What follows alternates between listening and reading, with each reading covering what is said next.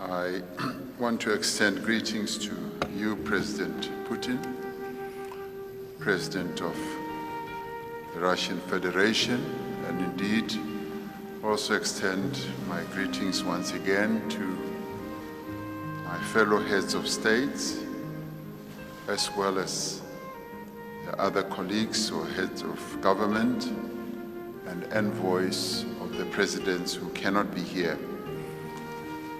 Let me say that we would like to thank you for agreeing to meet us. We are a 7 African nations peace initiative, and we are essentially on a peace mission to try and promote peace between Russia and Ukraine in this conflict. We have some 7 points or 10 points that we would like to raise. Our proposal really revolves around 10 elements. The first, of course, is that we want to listen. We're here to listen, as we did listen yesterday to President Zelensky. He outlined a number of issues to us, and we did tell him that we would be meeting you, where we would also listen to your perspective on this war. And we want to listen with respect and also with recognition of the views that you will put forward to us. But we also recognize the many other proposals that have been put forward by a number of key players in the world who have put forward peace proposals. And our proposals are not in competition with the other proposals that have been put forward.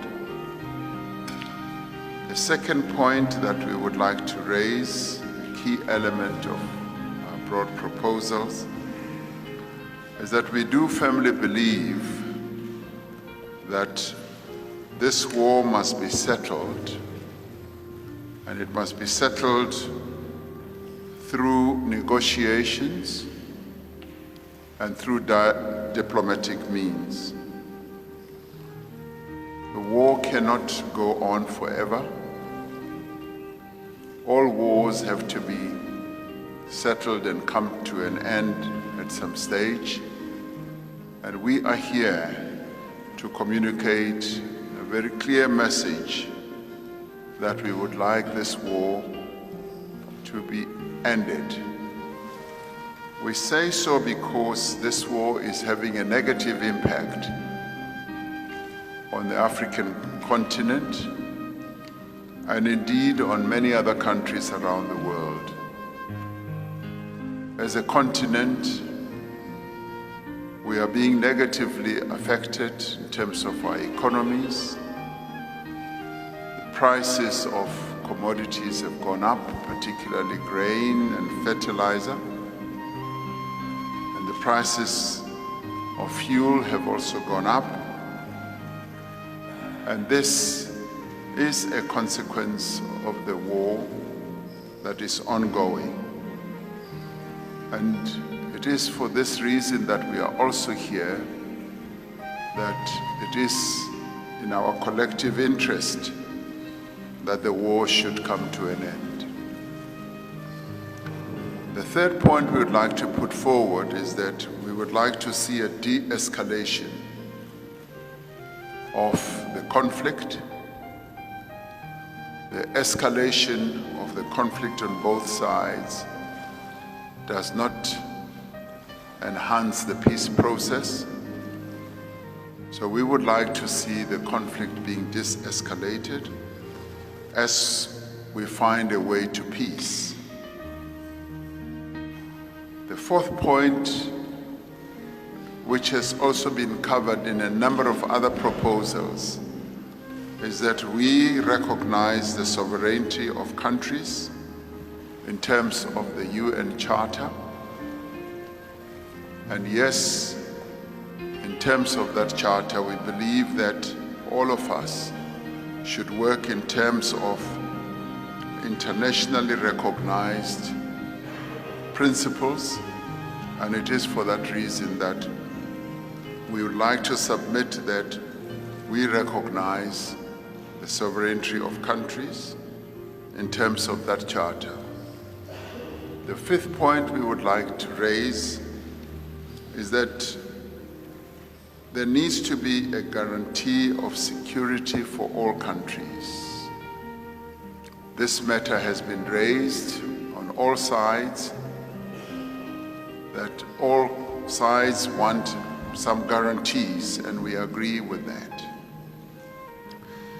The sixth point we'd like to raise is what is affecting our countries, and we would like to call for the opening up of the movement of grains across the Black Sea, so that whatever blockages there are should be opened up, and the grains and commodities must be opened to the markets. The seventh point we'd like to put forward is that we should ensure that there is humanitarian support for those who are in need and for those who are suffering as a result of this conflict. The eighth point has also been raised by President Macky Sall with regard to the release of prisoners of war on both sides. The other issue that is related to this is the children who have been caught up in this conflict should also be returned to where they have come from, their homes. The ninth point for us is that as every war leads to destruction, there should be post-war reconstruction, and we should support the reconstruction that needs to take place beyond this war. The 10th point President Putin is that we would like to see further engagements with regards to the processes that will lead to the end of this war. We articulated this point specifically with President Zelensky, and he agreed that yes, as the African continent and as African countries that are here, we can play a role. So we would like to urge that beyond this engagement today, there should be further engagements, because ending wars does tend to take a number of meetings and engagements. And as the African continent represented, as 7 countries who are here, we do believe that there's a contribution we can make. And we make this contribution with the greatest respect to both countries, respecting the positions that they have put forward, but also believing that there is a common position that can emerge, a position that can lead to peace. A number of proposals that have been put forward, we believe, lay a foundation for a peace to be found. And this is precisely what we would like to explore, so that all of us together can contribute to bringing this war to an end. Those, President Putin, are the key elements of our proposals that we put forward to President Zelensky, which we also now put forward to you. And we do believe that this is the time for both parties to negotiate an end to this war, because this war is causing a great deal of instability and harm to various countries around the world. And we as African countries are feeling the impact of this war. So this is what we've come here to share with you. And I'd like to end by saying this is a historic mission.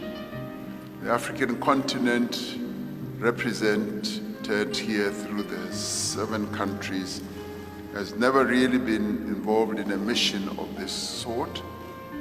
So we would like to say that we've taken this step, believing that yes, we can contribute, and would like to thank you for giving us the time to listen to what we've got to say, but more importantly, we want to listen to you as well.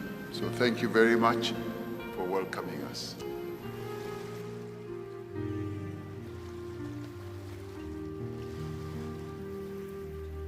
We have been consistently promoting further strengthening of traditionally friendly relations with African countries, and the main regional grouping, the African Union, based on the principles of equality, mutual respect, and non-interference into domestic affairs.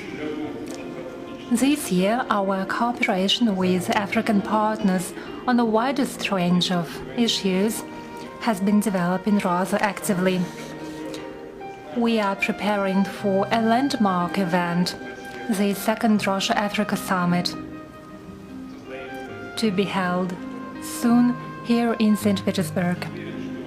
I'm confident that at this event we'll set out new, prosperous vectors of cooperation in political, trade and economic, scientific and technical, humanitarian and other fields. I would like to stress in particular that Russia has deep respect for the principled position of African states in favor of preventing global and regional stability and security, as well as peaceful conflict settlement and creating a just model of international relations. We support your desire to conduct independent, sovereign and peaceful policy. We welcome the balanced attitude of our African friends with regard to the Ukraine crisis. Distinguished friends, we value your interest to settle the conflict. We immediately accepted your proposal to hold negotiations on the Ukraine issue.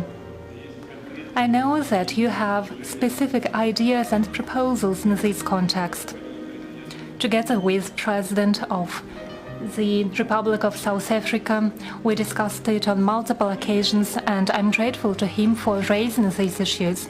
I would like to stress once again we are open for constructive dialogue with all those who wish peace based on the principles of respect for each other's interests, as well as justice.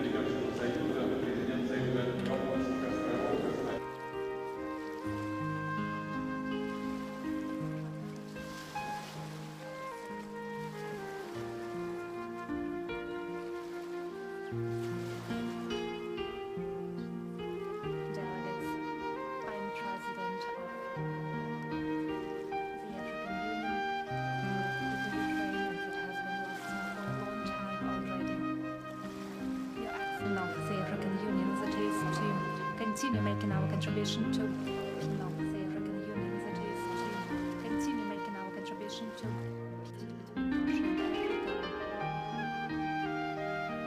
Furthermore, we came to listen to you, representing the world as a whole, and to ensure recent Africa too.